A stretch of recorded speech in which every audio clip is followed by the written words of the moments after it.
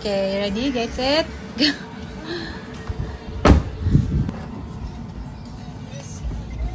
Good morning everyone! Good afternoon, good evening sa lahat. Ako nga pala si Rose, isang Pilipina na nanay na napatira dito sa Japan. May dalawa akong anak at pangatlo na itong pinagbubuntis ko. At eto ang buhay ko dito sa Japan.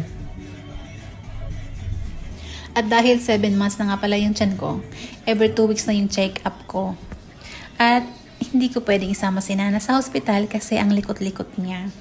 Iiwan ko muna siya ngayon sa daycare. Hourly nga pala yung bayad ng daycare niya. Mura lang naman. Pero, magiging free sana siya kung ipinasok ko siya doon regularly hanggang 6 years old. Kaso, papasok siya sa school ng kuya niya pag nag 3 years old na siya. Kaya, hourly muna yung pinag-iwanan ko sa kanya. Malapit lang din nga pala sa bahay namin. Siguro wala pang 2 minutes drive. At after ko naman maiwan si Nana dito sa daycare, didiretso na ako ng hospital. Yung hospital nga pala, simula sa bahay namin, siguro nasa 10 to 15 minutes lang din siya kung walang masyadong sasakyan. Required pa rin nga pala yung pagsuot ng mask pag nasa hospital ka. Maaga pa nga pala ako sa schedule ko ng 30 minutes. Pero okay lang yun, kahit maaga ako nag-QR code or nag-in. Pagka hindi masyadong busy, tatawagin ka agad nila. So, makakauwi ka agad ng mas maaga pa sa schedule mo.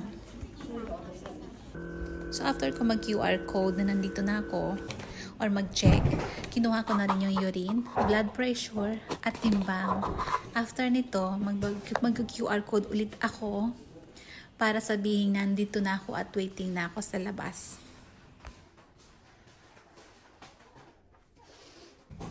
So, ngayong araw, wala masyadong mga buntis na nakapila. Ito nga pala yung QR code. Every room, kung saan ka papasok, mag-QR code ka para malaman nilang waiting ka na sa labas. Ito ang lagay ng baby ko ngayon. Lahat maayos, maliban sa hindi pa siya nakababa or hindi pa nakabaliktad yung ulo niya. Pero sabi ng doktor, okay lang daw yon kasi may time pa naman para bumaliktad yung baby. At ito yung nga pala yung medyo delikado kasi umikli yung cervix ko. Sabi ng doktor, pag hindi ko ito na maintain at lalo pang umikli, kailangan ko ma-confine hanggang sa mga nakako. Na hindi pwede mangyari yun. Negative sa akin yun kasi nga may baby pa akong inaalagaan sa bahay at may asawa at isa pa akong panganay na kailangan alagaan. Kailangan ko pa silang ipagluto, ipaglinis sa bahay. Dito nga pala sa Japan, hindi masyadong uso yung helper or katulong kung tawagin na sa atin sa Pilipinas. Although may nag-offer naman ng helper, kaso sobrang mahal ng oras nila. Hindi kaya ng budget. So, pauwi na po ang buntis. Kailangan ko nang umuwi at sunduin si Nana at ang kuya niya. Medyo hirap na rin po ako mag-drive, pero kailangan kong gawin kasi wala akong ibang aasahan. Sabi naman ng asawa ko, pwede ako mag-taxi kaso nang hihinayang naman ako. Kaya ako pa naman mag-drive kahit mahirap. Ngayon, check muna natin yung record display kasi may 2 tao daw na nakadikit sa sasakyan. Pero okay lang naman yun. Na-record lang naman siya. Last time kasi na nagpunta kami ng ibang lugar, hindi namin napansin yung record. May sasakyan dumikit or nagigit yung sasakyan namin. Ayun, nag-iwan ng gas-gas.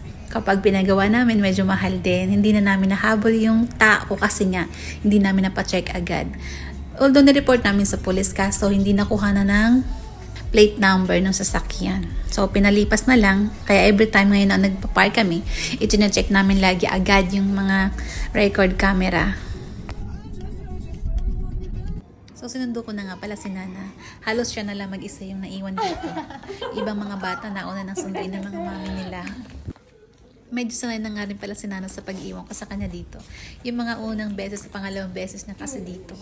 Pag nakita niya kung sinusundo ko na siya, tatakbo siya sa akin tapos iiyak. Kawaii lang. Required nga palang suotin yung ID na to galing sa daycare if magpipick up or mag-iiwan sa baby. At na-pick up na nga rin pala namin ng kuya niya. Nakatulog siya sa bus nila, kaya ayan, hanggang dito nakatutulog pa rin siya. At after ko naman ma-pick up yung 2 bata, Dumiretso na rin kami sa supermarket para mamili ng lulutuin ko ngayong gabi at sa susunod na araw. Iniwan ko nga pala yung dalawang bata sa sasakyan. Alam ko bawal mag-iwan ng bata sa sasakyan, lalo pag summer, pero ando naman ang kuya niya. Sabi ko manood siya ng YouTube habang wala pa ako. Mas matatagalan at mahihirapang kasay ko pag isasama ko pa silang dalawa sa loob. Tatakbo ng tatakbo kung saan-saan at magtuturo naman ng kung ano-ano si Eito.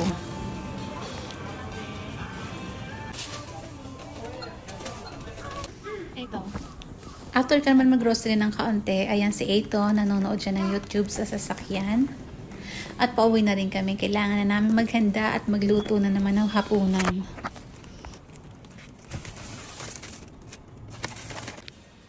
Lapit lang din naman pala yung grocery sa bahay namin. Pero kailangan ko pa rin magsasakyan para hindi ako mahirapan magbitbit.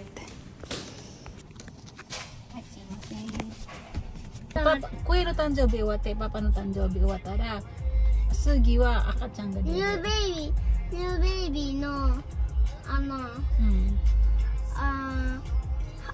new baby 早く生まれてほしい。早く。 November. Haya, imasugo dami dayo.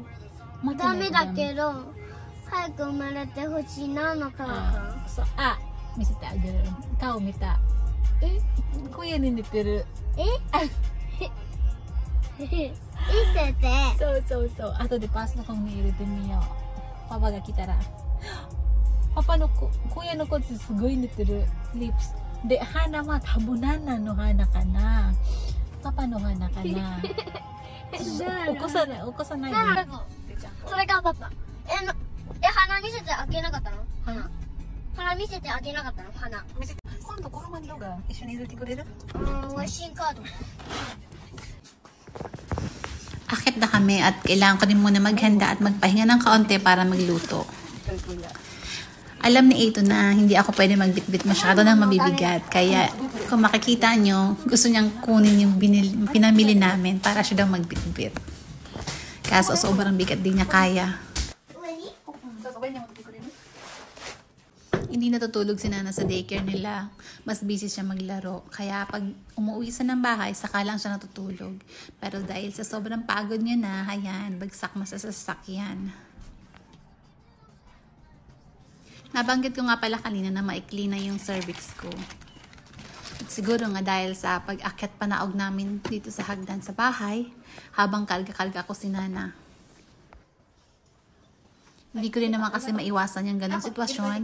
Lalo ngayon, kung makikita nyo tulog si Nana, alangan naman palakarin ko siya paakyat sa loob ng bahay. So, kailangan ko siyang kargahin. Pero nag-iingat pa rin naman ako.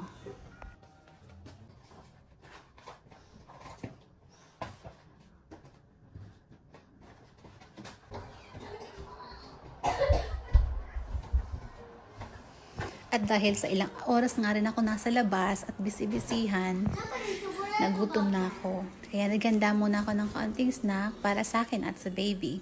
Sila kuya naman, pinainom ko na sila ng gatas at binigyan ko ng kaunting snacks.